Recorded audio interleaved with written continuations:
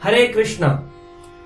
आपका स्वागत है हमारे आज के इस गीता वीकली में। और आज हम एक विशेष श्लोक पर चर्चा करने वाले हैं, प्रथम अध्याय का श्लोक संख्या 21 और 22। आइए साथ में इसका उच्चारण करते हैं। अर्जुन उवाच सेनयो उभयो मध्ये रथम स्थाप्यम्य अच्युतः यावत् एतान निरीक्षे अहम युद्धम कमान अवस्थितान के मया सह युद्धाव्यम अस्मिन् रण समुद्र में। अर्जुन ने कहा, हे अच्युत। अच्युत शब्द का अर्थ होता है जो कभी च्युत नहीं होते, अपने मार्ग से कभी हटते नहीं हैं, फेल नहीं होते। The infallible lord is known as lord Achyut. Achyut, हे अच्युत, कृपया करके मेरे रथ को दोनों सेनाओं के बीच ले चले, जिससे मैं यहाँ उपस्थित युद्ध की अभिलाषा रखने वालों को और शास्त्र की इस महान परीक्षा में जिनसे मुझे संघर्ष करना है उन्हें देख सकूं। तो अर्जुन यहाँ प्रश्न करते हैं भगवान कृष्ण से कि जरा एक बार मुझे दोनों सेनाओं के मध्य में ले चले, मैं जरा निरीक्षण तो करूं, जिनसे मुझे युद्ध करना है जरा चेक तो करूं। मेरे पास अग्निदेव का द्वारा रथ मिल गया है, मुझे हनुमान जी मिल गए हैं, मैं यहाँ पर शंख बजा चुका हूँ, युद्ध शुरू होने वाला है। लेकिन सेनया उभयोर मध्य, सेनाओं के मध्य में ले चले और मुझे दिखाएं किनसे लड़ना है। अब देखिए यहाँ पर एक बड़ी ही समझने वाली बात है। भगवान श्री कृष्ण चाहते तो अर्जुन को किसी भी किनारे ले जाते और जो वहां पर 18 अक्षौणी सेना खड़ी थी उन्हें दिखाते, बोले ये देखो इनसे तुम्हें युद्ध करना है। लेकिन भगवान श्री कृष्ण जानते थे कि अगर 18 अक्षौणी सेना इनको दिखा दी तो क्या होगा, ये अर्जुन जो है तुरंत युद्ध प्रारंभ कर देगा। और युद्ध प्रारंभ हो जाएगा तो इसका मतलब यहाँ पर गीता का ज्ञान प्रकट नहीं होगा। भगवान श्री कृष्ण ने अर्जुन के माध्यम से इस भगवत गीता का ज्ञान संसार के सामने प्रकट करना था। तो भगवान श्री कृष्ण ने क्या किया, भगवान श्री कृष्ण ने मध्य में ले गए। कहाँ ले गए, जहाँ जो द्रोणाचार्य है और भीष्म पितामह महारथी खड़े थे उनके पास ले जाके खड़ा कर दिया। बोले इनसे लड़ना है आप। अगर कोई छोटा मोटा सिपाही रथी होता या दुश्मन होता तो फिर भी अर्जुन लड़ते, लेकिन यहाँ भीष्म पितामह है, यहाँ उनके गुरुदेव द्रोणाचार्य हैं और अर्जुन दुर्योधन जैसे नहीं जो अपने गुरु पर बाण चलाए। इसलिए अब वो प्रश्न पूछेंगे। जब वो प्रश्न पूछेंगे तभी तो भगवान श्री कृष्ण भगवत गीता का ज्ञान प्रदान करेंगे। इसलिए लोग बोलते हैं कई बार, प्रभु जी भगवत गीता कब पढ़नी चाहिए, जब मैं फ्री हो जाऊंगा, जब मैं रिटायर हो जाऊंगा, जब मेरे पास रिस्पॉन्सिबिलिटी नहीं रहेंगी, जब ये मेरे पास ग्रस्त जीवन नहीं होगा, काम काज से मुक्त हो जाऊंगा। जी नहीं, भगवान श्री कृष्ण यहाँ इंगित करते हैं इस श्लोक में कि गीता का ज्ञान अर्जुन ने तब मांगा जब उसके सामने ऐसा टेंशन था, ऐसा डिप्रेशन था, ऐसी एंजाइटी थी कि आज मुझे अपने पितामह दादा के ऊपर, अपने गुरु द्रोणाचार्य पर तीर चलाने। आपको तो इतना प्रॉब्लम नहीं होता कि बॉस की गर्दन काटनी है, फिर भी आप लोग टेंशन में आते हैं, बस उसको रिपोर्ट ही देनी होती है। सोचकर देखिए अर्जुन पर कितना डिप्रेशन होगा, कितना टेंशन होगा। अर्जुन नहीं चाहता है लड़ना, लेकिन दुर्योधन कह रहा है लड़ो। भीष्म पितामह द्रोणाचार्य भी नहीं चाहते हैं लड़ना, लेकिन उन्हें लड़ना पड़ेगा क्योंकि वो दुर्योधन की पार्टी में है। तो इस प्रकार से इस युद्ध में आकर डिप्रेशन हो जाएगा, और ऐसा जो डिप्रेशन हो उस समय ही काम करती है भगवत गीता। इसका मतलब अगर हम लोग डिप्रेशन में हैं, हम लोग परेशानी में, एंजाइटी में हैं, स्ट्रेस में हैं, तो हम लोगों को इस गीता का ज्ञान रोज पढ़ना चाहिए। आप देखिए कृष्ण कैसे हैं, इतने कृपालु हैं। आप किसी को ऑर्डर दो तो हो सकता है वो आपकी बात माने या ना माने। अगर आपसे आयु में छोटा होगा, अगर आपसे वो लेवल में, जॉब लेवल में, हायरार्की में नीचे होगा, हो सकता है आपकी बात माने। लेकिन हायरार्की में बड़ा होगा तो आपकी बात नहीं मानेगा, और मान भी लेगा तो कभी आपका ड्राइवर नहीं बनेगा।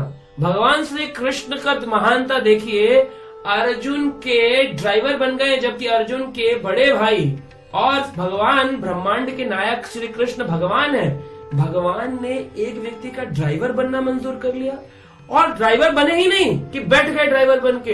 अर्जुन आदेश दे रहा है, सेना अपयोर मध्य, प्रभु कृष्ण हे अच्युत, मेरे रथ को सेनाओं के बीच में ले चलो। भगवान श्री कृष्ण सेवा कर रहे हैं। भगवान को बड़ा आनंद आता है जब दुनिया उनसे मांगती है, लेकिन उनका भक्त जब मांगता है कि मेरी सेवा करो, भगवान को बड़ा आनंद आता है। जिनसे आप प्यार करते हो, जिनसे आप प्रेम करते हो, उनकी सेवा करने में आपको बहुत आनंद आता है, भले ही आप उनसे बड़े क्यों ना हो। जैसे आपके छोटे बच्चों के पैर में दर्द हो रहा हो, वो आके कहें पिताजी पिताजी पैर में दर्द हो रहा है, तो आप क्या करेंगे? कहेंगे आओ बेटा मैं तुम्हारे पैर दबा देता हूँ। इसका मतलब ये नहीं होता है कि पिताजी छोटे हो गए, प्रेम के वश आकर के सेवा की जाती है। तो भगवान से कृष्ण कोई अर्जुन से छोटे नहीं कि वो राजा है इसलिए डर के चला रहे हैं रथ। कृष्ण प्रेम के वश होकर के अर्जुन का रथ हाँक रहे हैं, अर्जुन का रथ चला रहे हैं। तो आप भी चाहते हैं आपके जीवन की गाड़ी को भगवान कृष्ण चलाएं, तो उसके लिए भक्ति करनी पड़ेगी, गीता पढ़नी पड़ेगी। और अपने जीवन में गीता कब पढ़े? जब सबसे ज्यादा डिप्रेशन, टेंशन माहौल हो तो गीता को नित्य पढ़े, क्योंकि रोज कोई ना कोई नया स्ट्रेस आता है इस लाइफ में। इसलिए everyday you should read Bhagavad Gita. हर रोज का नियम बनाइए कि मैं गीता का कम से कम 2 या 1 श्लोक पढ़ूं, और अर्जुन जैसे मुक्त हुए डिप्रेशन से वैसे मैं भी स्ट्रेस से फ्री हो जाऊं। तो आशा करते हैं आप पढ़ते रहेंगे गीता और सुनते रहेंगे श्रीमद् भगवत गीता वीकली। हरे कृष्णा।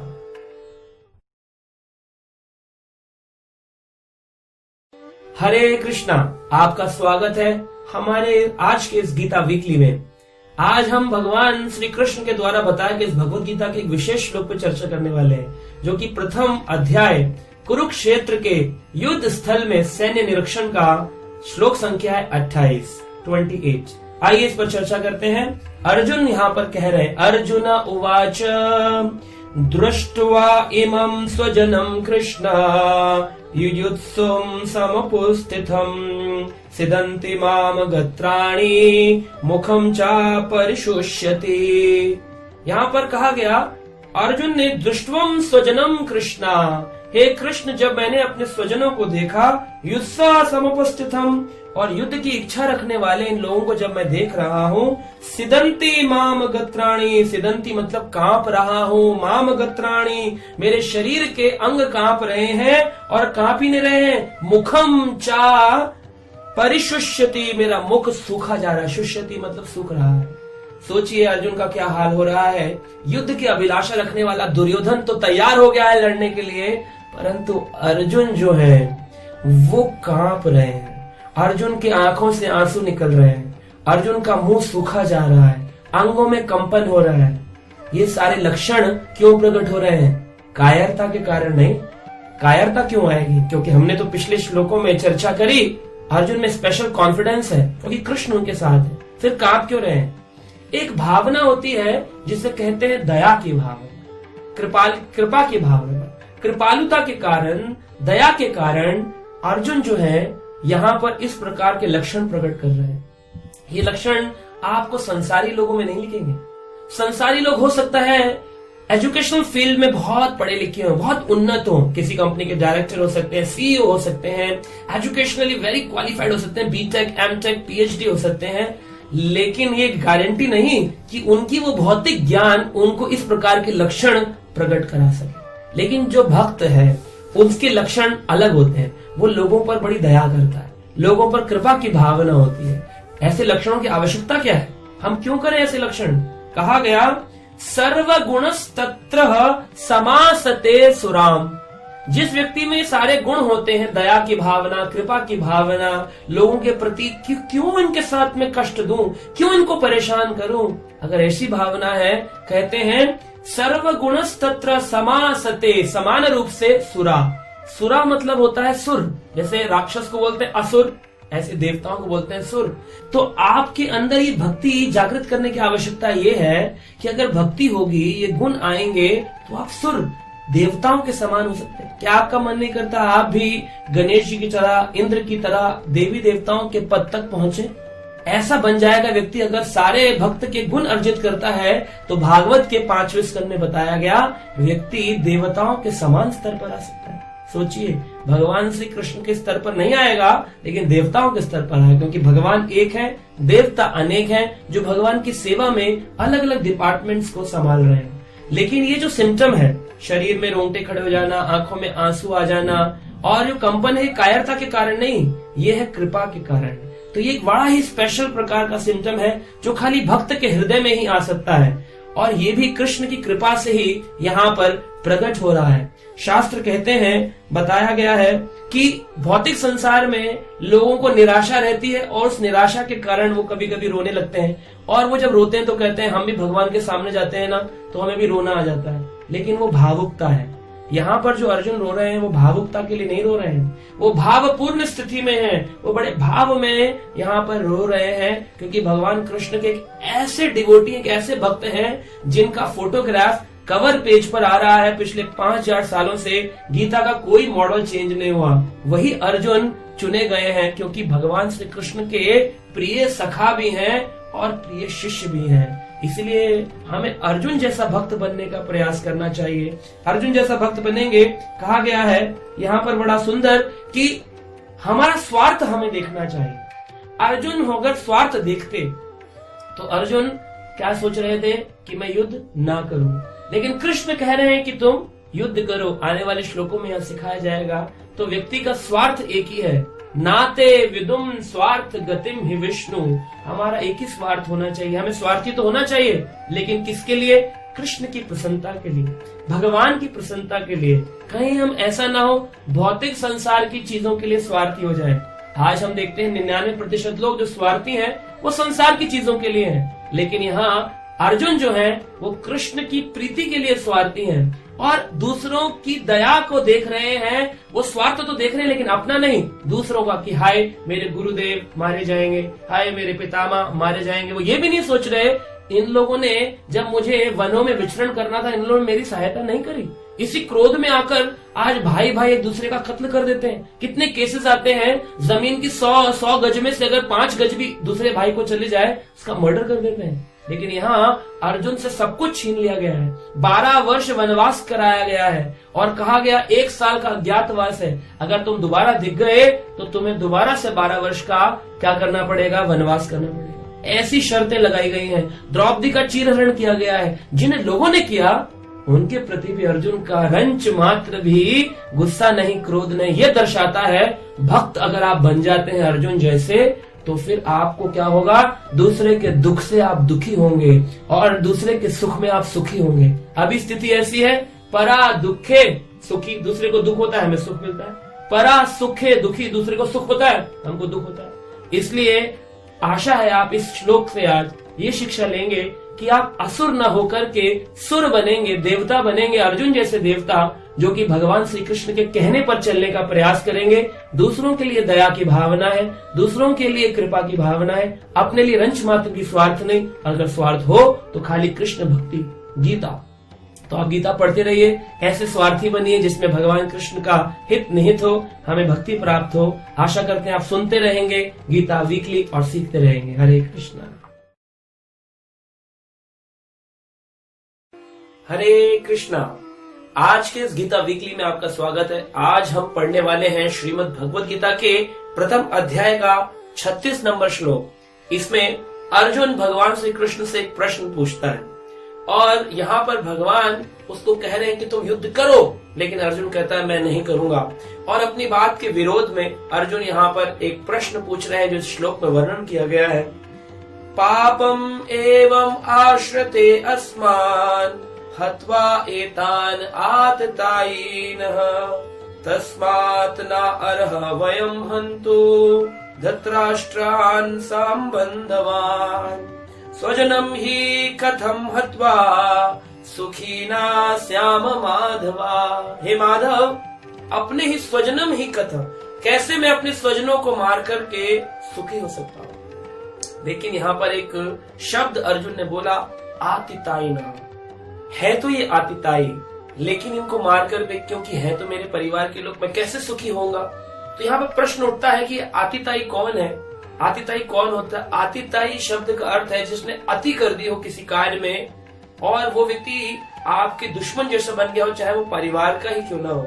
अगर वो इन 6 कैटेगरीज में आता है तो उसे आतिताई कहते हैं। पहली कैटेगरी है, शास्त्र बताते हैं, विष देने वाला। अगर किसी व्यक्ति ने आपको विष पिला करके मारने की कोशिश करी है तो ये सही मायने में आतिताई व्यक्ति है। और कुछ लोग आपके जीवन में विष घोलते हैं, मनसा वाचा कर्मणा भी विष घोलते हैं, चाहते हैं आपका परिवार नष्ट हो जाए, तो ये भी एक प्रकार का विष है। जैसे कि यहाँ पर हम देखते हैं कि पांडवों के भाई भीम को उठाकर के दुर्योधन ने फेंक दिया, लाक्षागृह में जलाने की कोशिश करी, एक प्रकार से उनको विष देने का प्रयास किया, तो ये आतिता ही है। दूसरी कैटेगरी आती है, कहते हैं घर में अग्नि लगा देने वाला, घर में आग लगा देने वाला। तो लाक्षागृह में आग लगाई गई पांडवों के। एक लाक्षागृह मतलब होता है जो कि लाख मतलब मोम का बना हुआ एक महल दिया कि आप इसमें रहिए, ये आपके लिए। रात को जब उसमें सोए तो उसमें नीचे से अग्नि लगा दी। वो तो पांडव बड़े समझदार थे और विदुर जी उनको गाइड करने वाले थे, इसलिए वो रातों रात वहां से गुफा बना के निकल गए। अन्यथा लाक्षागृह में सबके सब जलकर राख हो जाते, क्योंकि वो एक ही पल में मोम का बना हुआ, लाख का बना हुआ महल जल गया। तीसरे प्रकार की अतिताई का वर्णन किया गया, कहते हैं जो घातक हथियार से आक्रमण करे, बहुत घातक हथियार लेकर किसी का मर्डर करने की कोशिश करे, अटेम्प्ट टू मर्डर। हाथ में कोई उसके चाकू है, तलवार है, कोई पिस्टल है, घातक हथियार लेने वाला आतिताई व्यक्ति है। चौथा व्यक्ति है धन लूटने वाला, जो किसी का धन लूट ले।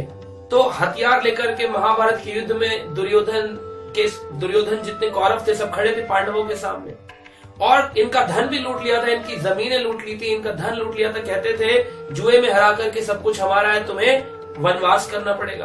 12 साल का वनवास, 1 साल का अज्ञातवास, और उस अज्ञातवास में भी अगर पता चल गया तुम कहाँ छुपे हो तो फिर दोबारा 12 वर्ष का वनवास। ऐसी उनको फंसाया कि ये यहाँ रह ही ना पाए किसी भी तरह से। तो धन भी लूटा, आक्रमण भी किया। 5वें प्रकार के बताए गए हैं जो दूसरों की भूमि हड़प ले, उनका राज्य छीन लिया था, भूमि हड़प ली थी। जैसे आज देखते हैं भाई भाई की भूमि हड़प लेता है, 1-1 इंच के ऊपर लोग कोर्ट केसेस कर रहे हैं, सिविल कोर्ट में जाकर, क्रिमिनल कोर्ट में जाकर के आप सुनेंगे इतनी प्रॉब्लम्स हैं, 1-1 इंच के ऊपर भाई भाइयों में लड़ाई हो रही, प्रॉपर्टी पे लड़ाई हो रही। दुर्योधन ने भी ये किया, उनकी जमीन से छीन ली। और अर्जुन ने तो कहा हमें तो 5 गांव दे दो, 5 छोटे छोटे एक गांव में रहकर के गुजारा कर लेंगे। दुर्योधन ने कहा नहीं, सुई की नोक के बराबर भी स्थान नहीं दूंगा, अगर कुछ चाहिए युद्ध करो, ऐसा कहा उसने। तो जमीन लूटने वाला। और छठे प्रकार के हैं पराई स्त्री का अपहरण करने वाले। तो इस दुर्योधन ने क्या किया, जुए में हरा करके द्रौपदी को, जब वो एक ऐसी अवस्था में थी, ऋतुकाल चल रहा था, खींच करके बाहर ले आया दुशासन और लाकर के उनका चीरहरण किया। तो पराई स्त्री का अपहरण भी करने का प्रयास किया, उसका चीरहरण करने का प्रयास किया। रावण देखिए, रावण भी आतिताई था। भगवान राम ने उसका वध करके कुछ गलत नहीं किया। क्यों? क्योंकि वो आतिताई व्यक्ति है। भगवान की पत्नी सीता मैया को उठाकर ले गया, कहता है ये मेरी है। आज समाज में भी ऐसे ही लोग हैं, जितनी भी लक्ष्मी है संसार में सब लोग कहते हैं अपनी पॉकेट में रखे, तो मेरी है। क्यों दूं मंदिर के लिए, क्यों दूं भगवान के भक्तों के लिए, क्यों दूं भगवान की सेवा के लिए? अरे लक्ष्मी तो नारायण की सेवा के लिए है। नारायण की सेवा में सहस्त्र लक्ष्मियां भगवान के चरण दबाती रहती हैं। लक्ष्मी कभी भी भगवान की सेवा नहीं त्यागती है। हम लोग भगवान की लक्ष्मी को छीन कर कहते हैं वे मेरी है। यही है हमारी रावण प्रवृत्ति, यही हमारी आसुरी प्रवृत्ति। और हनुमान ने क्या किया, वापस से सीता मैया को लाके प्रभु राम से मिलवा दिया। अगर हम भी आज हमारे पास जो लक्ष्मी है, अपने नियत कर्म करने के लिए हम उसमें से निकाल लें, बाकी अंश अगर हम भगवान की सेवा में लगा दें, तो ये क्या है, वापस लक्ष्मी को नारायण की सेवा में लगाना। तो आतिताई व्यक्तियों का वध करना गलत बात नहीं है। कृष्ण कह रहे हैं ये आतिताई है, इनको तुम मार सकते हो। लेकिन अर्जुन कह रहे हैं स्वजनम ही कथम, ये तो मेरे स्वजन है, स्वजन को कैसे मार लूं? तो यहाँ एक प्रश्न उठता है, क्या हमारे परिवार में आतिताई है तो क्या हमें भी मारना चाहिए? नहीं। भगवान कृष्ण अर्जुन को ये उपदेश दे रहे हैं, हमें जो उपदेश दिया हमें उसका अनुकरण करना चाहिए।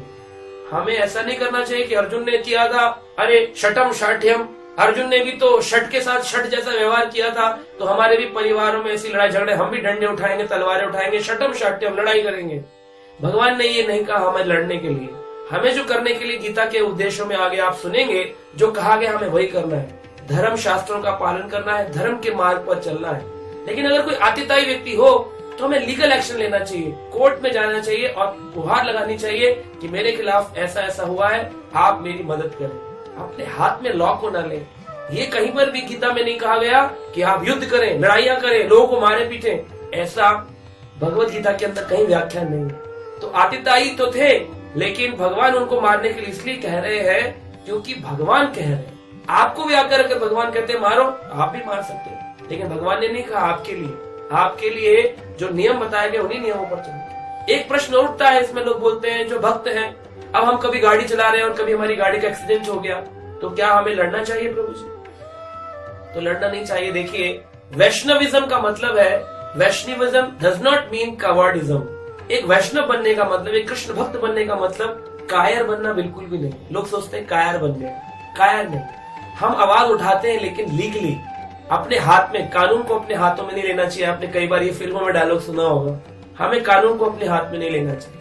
तो एक वैष्णव भक्त क्या करता है? पहले कॉम्प्रोमाइज, बाद में फिर लीगल एडवाइस। पहले कॉम्प्रोमाइज, बाद में लीगल एडवाइस। संसार के लोग क्या करते हैं? पहले लड़ाई, बाद में लड़ाई करने के बाद में एंड में होता है क्या करना है अभी फाइनली, बोले इतने साल बीत गए, 4 साल से कोर्ट केस चल रहा है, चलिए कॉम्प्रोमाइज कर लेते हैं। तो पहली बार में अगर कॉम्प्रोमाइज किया होता तो इतने साल बर्बाद ना होते, भजन करके जीवन चला जाता। इस श्लोक से हमें सीखना चाहिए, भजन में बुद्धि लगाएं, लड़ने में अपनी बुद्धि न लगाएं, कायर भी ना बने, लेना हो तो लीगल एडवाइस ले, लीगल एक्शन ले, अपने हाथ में कानून को न ले।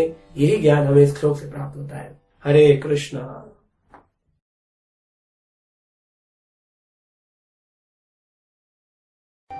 हरे कृष्णा। आज के इस गीता वीकली में आपका स्वागत है और आज हम चर्चा करने वाले एक बेहतरीन श्लोक पर, जिसमें अर्जुन भगवान श्री कृष्ण को कहते हैं कि प्रभु, अगर मेरे परिवार के सभी लोगों का मैंने वध कर दिया तो हमारे जो परिवार की स्त्रियां हैं दूषित हो जाएंगी और ये दूसरे पुरुषों के ऊपर निर्भर हो जाएंगी, क्योंकि एक स्त्री को पुरुष पर निर्भर रहना होता है। और फिर उनसे जो बच्चे उत्पन्न होंगे वो वर्ण शंकर उत्पन्न हो जाएंगे। ऐसे बच्चे होंगे जो किसी जाति धर्म के नहीं होंगे। एक ब्राह्मण क्षत्रिय से विवाह करेगा, क्षत्रिय शूद्र से विवाह करेगा और वर्ण शंकर मिक्स्ड ब्रीड उत्पन्न हो जाएगी। समझ नहीं आएगा कि कौन सी जाति के, कौन से कर्म के, कौन से गुण के हैं, और सब बिगड़ जाएगा। और जब सब कुछ बिगड़ जाएगा, हमारी कुल परंपरा नष्ट हो जाएगी, तो फिर हमारे जो पूर्वज है उनके पिंडदान कौन करेगा? कई बार लोग ये प्रश्न पूछते हैं, पिंडदान देना चाहिए कि नहीं। आइए इस पर, इस श्लोक पर चर्चा करते हैं। भगवद गीता के प्रथम अध्याय का श्लोक संख्या 41। यहाँ पर कहा गया, शंकरो नरकायेव कुल घृणाम कुलस्य च पतन्ति पितरो हि येषाम लुप्त पिंड उदक्रिया। यह भगवान ने, ये अर्जुन का प्रश्न है, भगवान को कहते हैं भगवान से, शंकरो, शंकरों का मतलब है वर्ण शंकर। ऐसे अवांछित बच्चे उत्पन्न हो जाएंगे क्योंकि स्त्रियां दूषित हो जाएंगी, उनके ऊपर पुरुष नहीं होंगे जो नियंत्रण कर सके, और उनके दूषित हो जाने पर ऐसे बच्चे होंगे जिनको कुल का कोई ज्ञान नहीं होगा। पिंड उदक क्रिया करने के लिए, जल तर्पण करने के लिए कोई नहीं होगा। इस श्लोक से हमें समझ में आता है कि शास्त्र कहते हैं कि हमें अपने पितरों को पिंडदान करना चाहिए। पिंडदान कुछ होते हैं जो कि मृत्यु के समय किए जाते हैं, उनको भी पिंडदान कहते हैं। 10 पिंड बना करके पिंडदान करते हैं, आटे के गोले बनाकर उसमें तिल रख करके उसे पिंडदान कहते हैं, तर्पण करते हैं। कुछ व्यक्ति के उन गुजर जाने के 1 वर्ष बाद जब बरसी होती है, उस समय भी कुछ पिंडदान आदि किए जाते, तर्पण किए जाते हैं। कुछ लोग गया जाकर के पिंडदान तर्पण करते हैं और श्राद्ध कर्म करते हैं। श्राद्ध कर्म करने में लोगों को लगता है, अरे श्राद्ध करने की क्या आवश्यकता है, हमारे पूर्वज तो कितने साल पहले गुजर गए थे। लेकिन हमारे इस लोक, पृथ्वी लोक के ऊपर एक लोक है जिसका नाम है पितृलोक, जो स्वर्ग लोक और इस भूलोक के बीच में है। गायत्री मंत्र के अंदर भी इन तीनों लोकों का वर्णन है, वो तो आप जानते होंगे। यहाँ आप बोलते हैं ओम भू भुव स्वाहा। तो ये भू है वो भूलोक है, भुव मतलब है पितृलोक और स्व मतलब स्वर्गलोक। तो स्वर्गलोक और पितृलोक के बीच में आता है भूवलोक। भूवलोक मतलब पितृलोक। इस पितृलोक का नाम ये क्या है? ये यमराज का ऑफिस है। एक है यमराज का पनिशमेंट सेल जिसे नर्क कहते हैं, और ये है यमराज का ऑफिस जहाँ पर वो निर्णय लेते हैं कि एक आत्मा के साथ क्या करना चाहिए। अगर उसका ये फाइनल नहीं हो पाता कि इसको कौन सा रूप देना है, कौन सी योनि देनी, नर्क भेजना है, स्वर्ग भेजना है, तो वहाँ वेटिंग लिस्ट में वो पितृ लोक में वो रहते हैं, पितृ, इसीलिए उनको पितृ कहते हैं। उन पितरों के जब हम श्राद्ध कर्म नहीं करते तो पितृ क्रोधित होते हैं और हम व्यक्ति पर पितृ दोष लगता है। लोग बोलते हैं अरे पितृ दोष की पूजा करा लो। पूजा कराने से कुछ नहीं होगा। करना क्या है? ऐसे पितरों को मुक्त करने के लिए गीता जी में बताया गया एक ही उपाय है, उनके लिए हरि नाम कीर्तन करना चाहिए।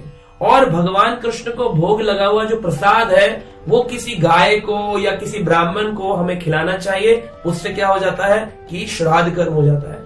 तो ब्राह्मण को भी खिला सकते हैं, अगर ब्राह्मण ना भी हो तो प्रसाद तो आप रोज बनाते ही हैं, उसको पहले भगवान को भोग लगाइए, फिर पितृ की फोटो के सामने रखिए, बोलिए आप खा लीजिए, और उसके बाद में उसे गाय को खिला दीजिए, क्योंकि गाय पे सवार होकर के पितृ उसको ग्रहण कर लेते हैं। कौए पे सवार होकर के उसको ग्रहण करते हैं। लोग बोलते हैं अरे जी ये सब तो पुरानी बातें हैं, ऐसा नहीं होता, ऐसा कैसे होगा, हमने खिलाया गाय को मिल गया पितृलोक में, ऐसा कैसे हो गया।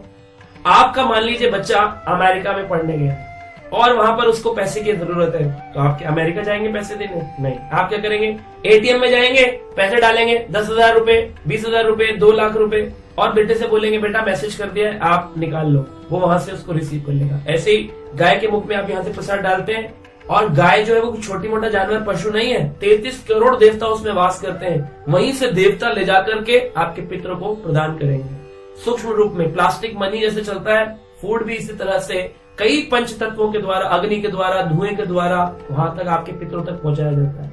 और वहां का राजा है जिसका नाम भी गीता में आप सुनेंगे 10वें अध्याय में, अयर्णव नाम का राजा है जिसका वाहन है कौआ। वो अपने कौओं को कहता है जाओ पितृपक्ष के दौरान नीचे जाओ, नीचे से लेकर आओ सबके लिए भोजन। लेकिन जिनके परिवार के लोग ये बात नहीं मानते उनका क्या होगा? पितृ दोष लगेगा, और इसके कारण उनके पितृ वहां पर उनको बैठ करके श्राप देंगे, अरे ऐसा कुल उत्पन्न हुआ। यही अर्जुन का भी प्रश्न है। यहाँ पर एक सुंदर श्लोक दिया गया भागवत का, कहते हैं अगर कोई व्यक्ति कृष्ण भक्त बन जाता है, देव ऋषि भू तृप्त निरणाम पितृणाम ना किंकरो नायम ऋणी च राजनः। हे राजन, एक भागवत का श्लोक दिया गया है, कहते हैं देवताओं का भी कुछ ऋण होता है हमारे ऊपर, क्योंकि देवता सूर्य देव हमको हमारे कपड़े सुखाते हैं, कभी उसका बिल लेते हैं, देवताओं का ऋण है हमारे ऊपर। चंद्रमा हमें वेजिटेशन देता है, हमारी जितनी वेजिटेबल्स हैं, शाखा सब्जियां, इन सबको उत्पन्न करने की शक्ति चंद्रमा से आती है, हमको कभी बिल नहीं देता, खाना देता है। इस प्रकार से पानी वाले देवता हमें पानी दे रहे हैं, हवा वाले देवता हमको वायु देवता वायु दे रहे हैं, लेकिन कभी बिल नहीं ले रहे। तो देवताओं की ऋणी है, ऋषियों की ऋणी है जिन्होंने ये शास्त्र हमको दिए, भूतों के ऋणी है मतलब हमारे भूतपूर्व के जो पूर्वज है उनकी हम ऋणी है, पितरों की ऋणी है जिन्होंने हमें जन्म दिया, ये शरीर दिया। हम बहुत लोगों की ऋणी है, कैसे ऋण चुकाएंगे सबका? पितृ ऋण अलग है, देव ऋण अलग है, 33 करोड़ देवता, कितने पूर्वज पितृ हैं हमारे, कम से कम 7 पुश्तों का श्राद्ध तो करना ही है। व्यक्ति को 7 का नहीं कर सकता, कम से कम 3 पुश्तों का श्राद्ध तो उसको करना ही चाहिए, वरना दोष लगता है। तो क्या करें, ऐसा श्राद्ध नहीं भी कर सकते, अगर एक प्लेट निकाल दें, कीर्तन कर दें उनके नाम से और भक्त बन जाए। इस श्लोक में कहा गया सर्व आत्मनम यम शरणम शरण्यम गतो मुकुंदम परिहत करतम। अगर कोई व्यक्ति मुकुंद की शरण में चला जाता है, वो भगवान कृष्ण की, तो फिर उसका कोई ऋण बाकी नहीं रह जाता, न पितृ ऋण, न ऋषि ऋण, न देव ऋण। लोग पूछते हैं तो अगर हम भक्त बन गए तो क्या फिर भी हमें श्राद्ध करना है? हाँ, श्राद्ध करना चाहिए, क्योंकि भक्त कभी अपने आप को ये नहीं कहता कि मैं भक्त बन गया हूँ, इसलिए उसको अपने पूर्वजों के लिए थाली तो निकालनी, गाय को देने में क्या दिक्कत है। अगर ऐसा करेंगे तो सही मायने में हम अपने पितरों का सम्मान करेंगे, उनकी रिस्पेक्ट करेंगे। श्राद्ध का मतलब ही होता है श्रद्धा पूर्वक कर्म अपने पूर्वजों के लिए किया जाना। अगर वो गलती से किसी नोक में, नरक में या पितृलोक में बैठे भी होंगे, तो अगर आप उन्हें प्रसाद देंगे, उनके नाम पर कीर्तन करेंगे, उनके लिए गीता पाठ करेंगे, भागवत पाठ करेंगे, तो वहां मुक्त होंगे और आपको आशीर्वाद देंगे। यही इस श्लोक का सही तात्पर्य है। हरे कृष्णा।